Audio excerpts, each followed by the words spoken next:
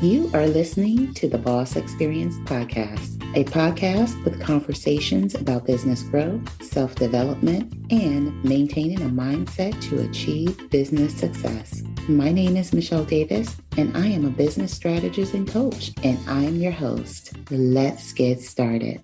Welcome to another episode of the Boss Experience Podcast. My name is Michelle Davis, and I'm your host. And I'm so excited today because I'm here with Wendee Lee Curtis. If you're seeing Wendee for the first time, Wendee Lee Curtis is a host, MC, and a moderator for multinational Fortune 100 companies. And she is here to share her expertise on what it means to confidently show up in your business. So if you're anything like me, when I first started in entrepreneurship, it was crazy. Like I had made up all kinds of excuses of why I could not show up on video. Oh, I don't feel like doing my hair. It's raining outside. Oh, like all of these excuses. But the reality is, to be in business, we need to be in the habit of showing up, and we need to be consistent about showing up. But sometimes we don't really know how to do that. So I am super excited to have Wendee here, whom I've heard MC a virtual event, and I just fell in love with her from that because she had everybody's attention. And I said, she does exactly what we are all striving to do. We want to show up on camera. We want to grab the attention of our audience, and we want to attract people to us and say, hey, I'm here. I showed up, and I'm here to do the job. And get the job done.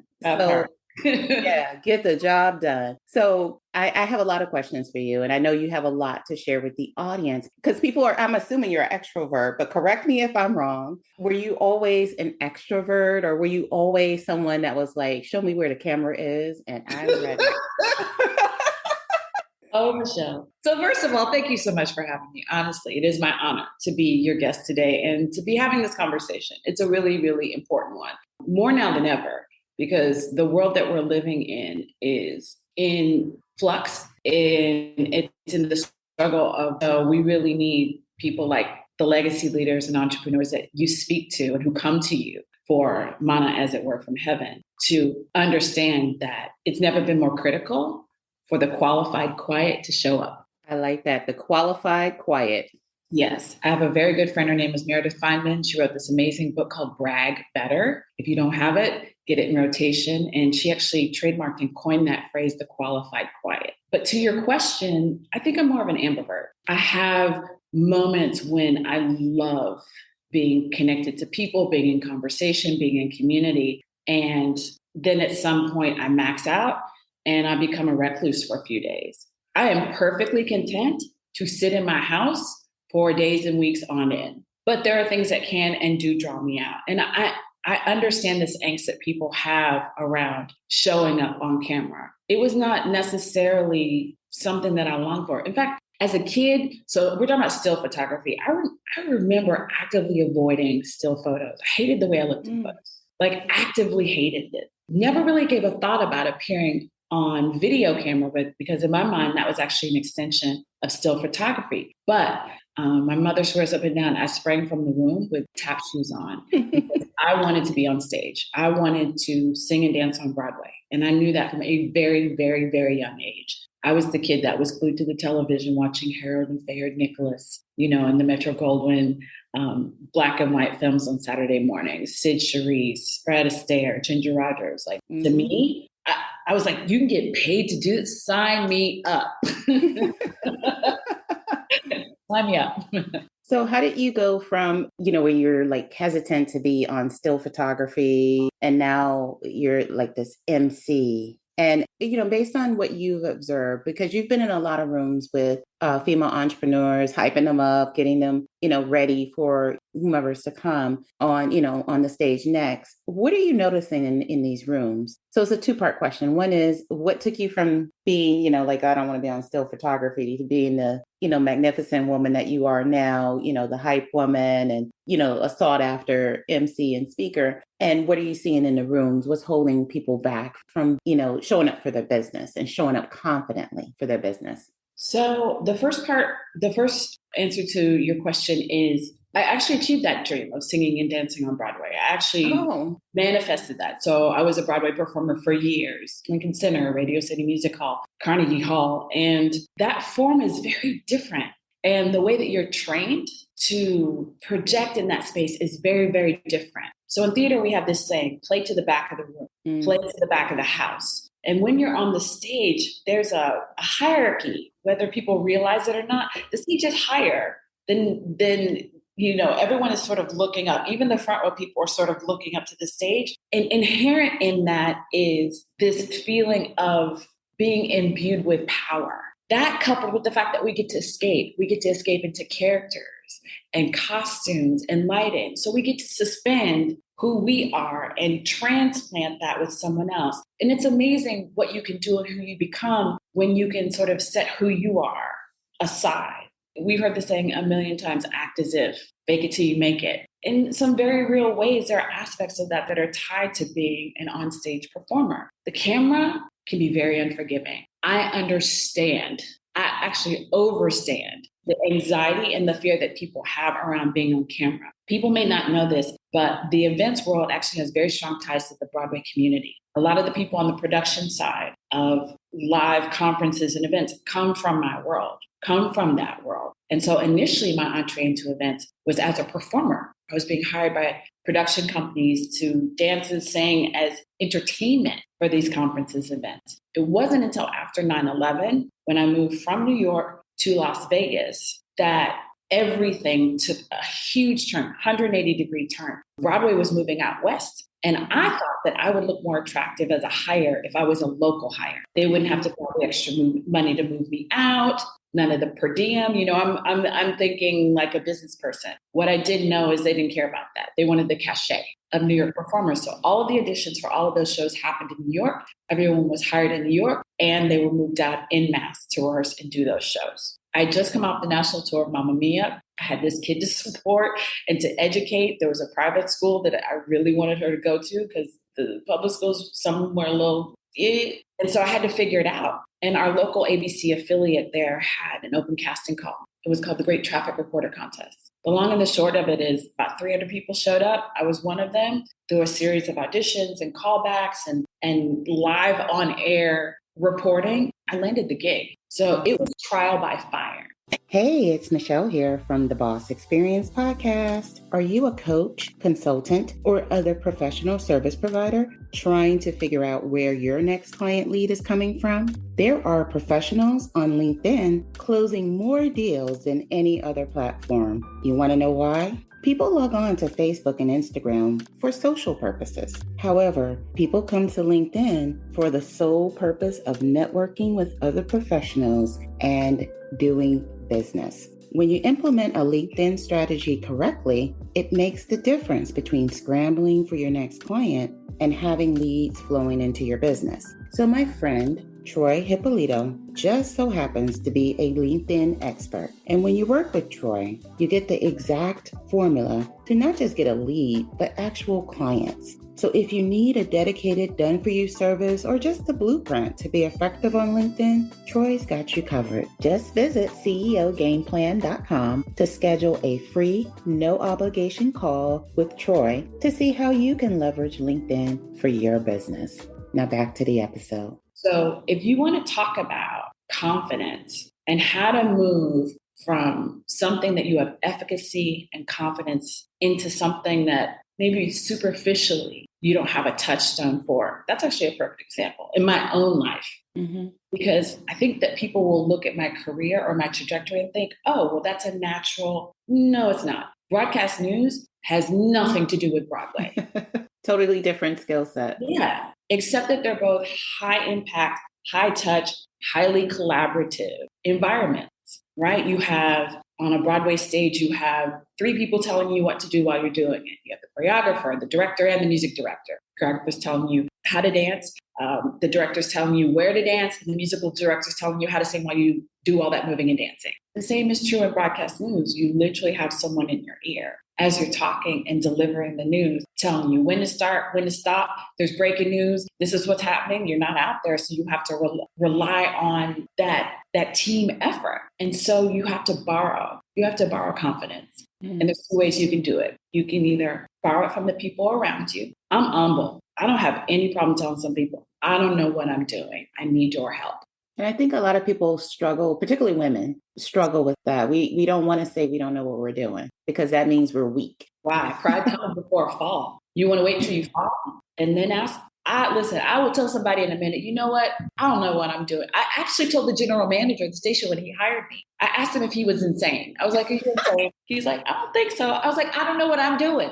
He said, that's okay. We'll teach you. You have personality. People like you. You're, all the other intangibles that you can't teach. We can teach you the mechanics. I said, okay. He seemed incredibly confident that I could get there. And so I borrowed his confidence. I had an iota of confidence in some aspects of what was being asked of me, but I had to borrow his until I could and have confidence of my own. And the other part of that is people discount soft skills. Yeah, they do. Yeah. There's so much research and data that shows that soft skills actually play a much larger role in the success of people in business and entrepreneurs than even hard skills.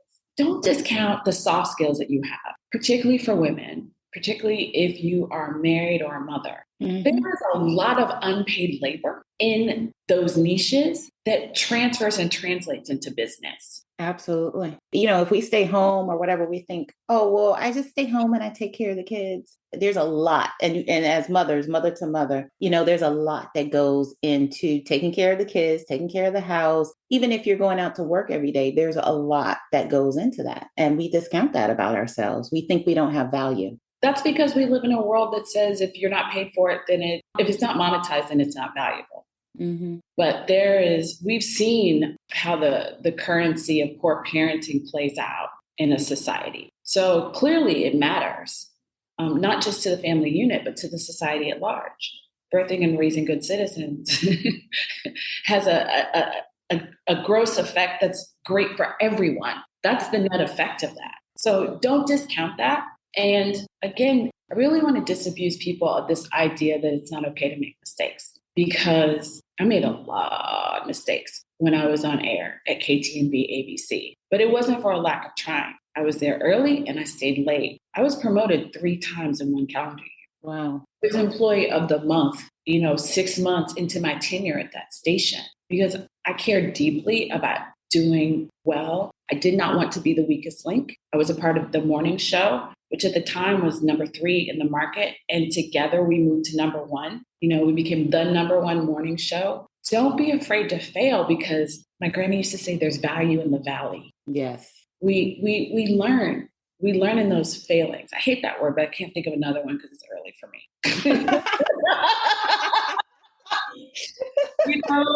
Missteps, perhaps, learnings, future learnings. There's value in that. And we have infinite potential. I just need everyone to know and understand that there is infinite potential. There's infinite genius for us to draw on.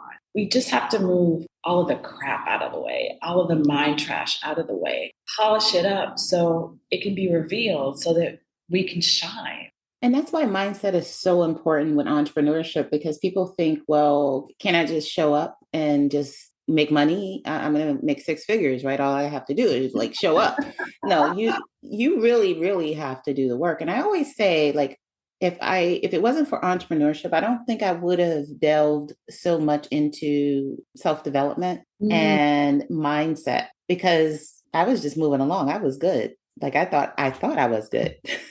And then next thing you know, I make this big career transition and it's okay, I'm not confident in anything. What was I thinking? I can't compete with all these other people online that are doing well on our social media feeds, right? And so, yeah, it's a lot. Now, you said something, you talked about, being promoted 3 times in a year. And there's an important piece there that people tend to miss and they don't take enough to do. But the one thing is, you were consistent. You cared enough about what you were doing and you were consistent. And when people see those qualities in you, they're automatically drawn to you. They're automatically drawn to you. And so when they say, who are we going to promote? They're looking at who's showing up and who's giving their all into this. And yeah. It's not linear. It's not linear. So I tell that story and it sounds, it's all rainbows and unicorns. But I remember being filled with angst every day that I was going to be fired.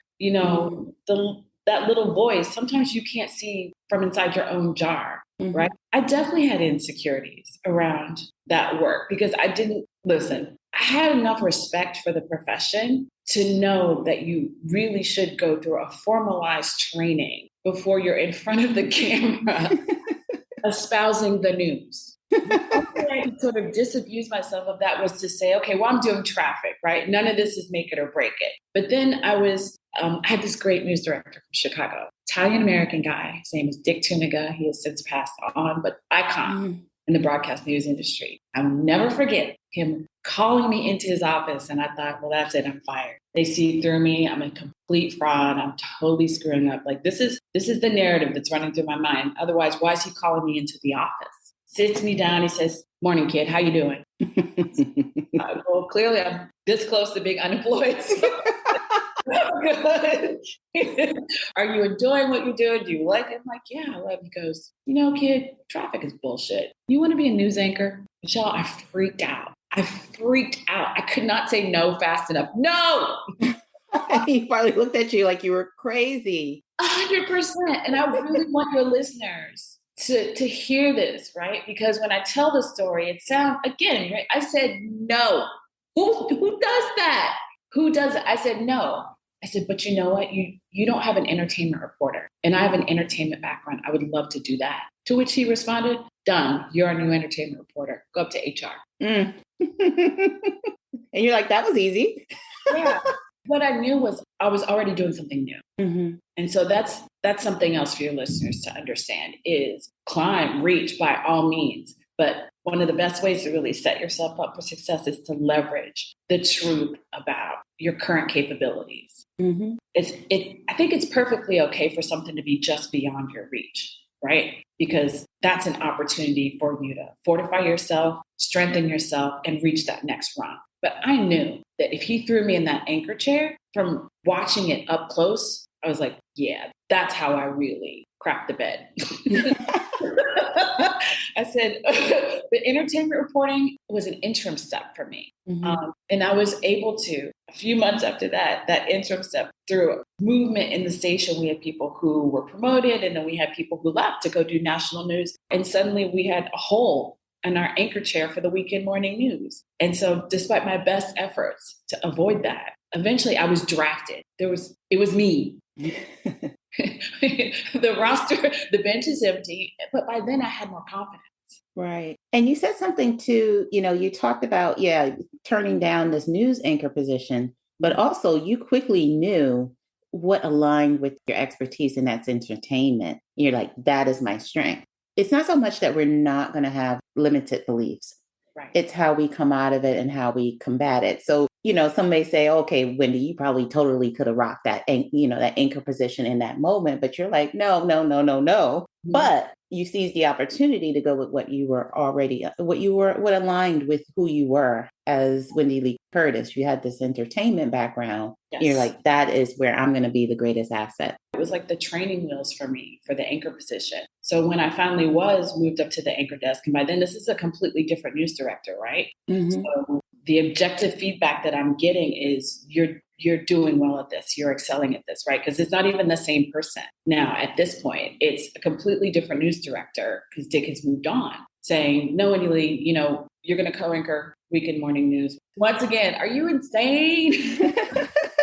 Because I think there can be a default setting in us sometimes, that inner dialogue, that inner talk that we do with ourselves that just becomes reflexive. I don't think it's necessarily terrible, but I think it's important to catch it when it's happening.